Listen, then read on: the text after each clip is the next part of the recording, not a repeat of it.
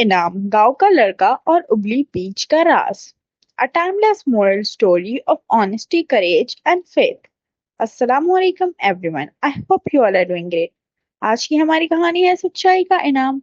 बहुत पुराने दौरों की बात है जब जिंदगी सादी थी. लोग मिट्टी के घरों में रहते थे और रोशनी दिए से होती थी. एक छोटा सा गांव था जिसका नाम था नूराबाद, जहां हर शाम धूप ढलते ही लोग अपने घरों में चले जाते थे. इसी गांव में रहता था एक 12 साल का लड़का रहीम, जिसका चेहरा हमेशा मुस्कुराता रहता था. मगर उसके कपड़े पुराने और पैरों में चप्पल टूटी हुई होती थी. उसके पास पैसे नहीं होते थे, लेकिन उसके दिल में सच और ईमान की दौलत थी. रहीम की माँ बीबी जैनब गांव की सबसे इज्जतदार और सीधी औरत थी.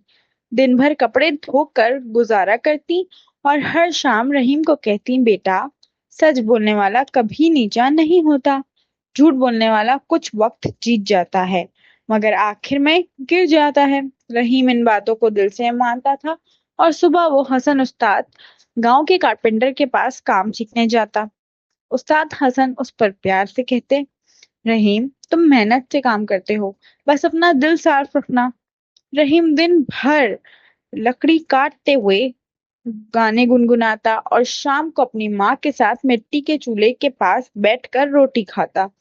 जिंदगी सख्त थी मगर सुकून भरी. एक दिन गांव में खबर फैल गई कि अमीर साहब, जो गांव के सबसे बड़े और दौलतमंद आदमी थे, कुछ लोगों को अपना मददगार रखने वाले हैं, लेकिन सिर्फ उस बंदे को जो सबसे ईमानदार होगा.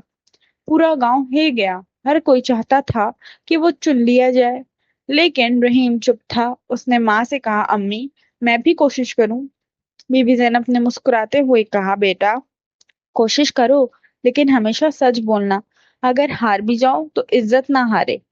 दूसरी तरफ एक लड़का था, शमसू, जो रहीम का हम उम्र था, मगर फितरत से मक्कार.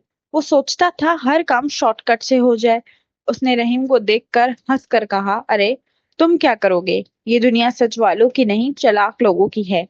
रहीम सिर्फ मुस्कुरा गया. अगले दिन सब लोग अमीर साहब की हवेली के सामने जमा हुए. अमीर साहब ने सबको देखा, फिर कहा, मैं सबको एक बेजों की बोरी दे रहा हूँ. तुम सब इन्हें उगाना. जो खूबसूरत पौधे लगाएगा वही मेरा मददगार बनेगा. सबने तालियां बजाएं और बीज ले लिया. रहीम भी अपनी छोटी बोरी लेकर घर आया. उसने मिट्टी का गमला तैयार किया, पानी डाला, दुआ की और हर दिन देखता रहा कि कब बीज उगते हैं. मगर दिन गुजरते गए, एक भी पौधा नहीं निकला. पहले दिन वो उदास हुआ, दूसरे दिन वो परेशान हुआ, तीसरे दिन वो रोया भी.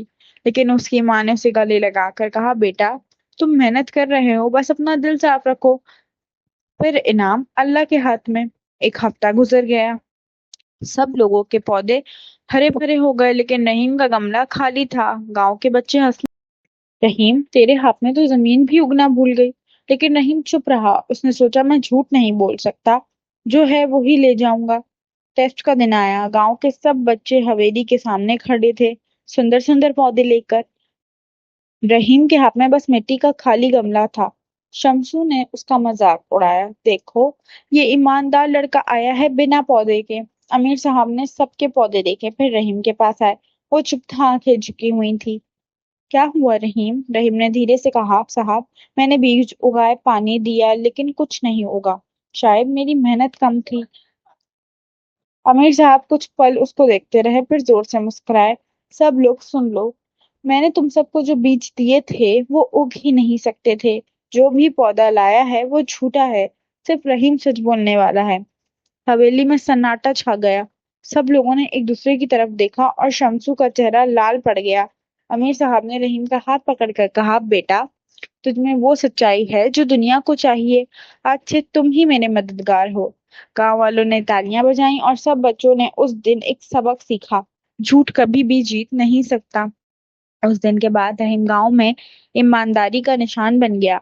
बीबी जैनब के घर में सुकून और इज्जत आ गई. और जब भी कोई बच्चा झूठ बोलता, गांव वाले कहते, देखो, रहीम की माँ का बेटा जैसे बनो, झूठ नहीं, सच बोलो.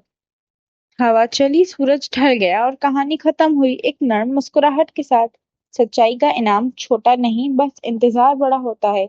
ये थी हमारी आज की स्टोरी. امید ہے آپ کو پسند آئی ہوگی۔ اب ہم اگلی ویڈیو میں ملیں گے، تب تک کے لیے اللہ حافظ۔